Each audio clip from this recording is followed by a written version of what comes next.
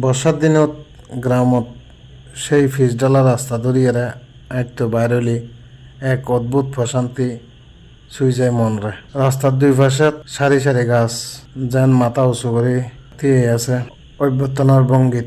বীজে পাতার পানি জরি ফরের টুপটাপ করি যেন প্রকৃতির ছন্দ লেখা এক গান। বাতাসত মিশিতা শূন্য মেডি আর পাতার গন্ধ হৃদয়ের ভিতরে যাই ঠেকাই। রাস্তার ডাহু দিয়ে বড় বড় বিল, বর্ষার পানির মাঝে টইটুম্বুর, দূরে নীল আকাশের প্রতিবিম্ব বাই উঠি এই পানিত।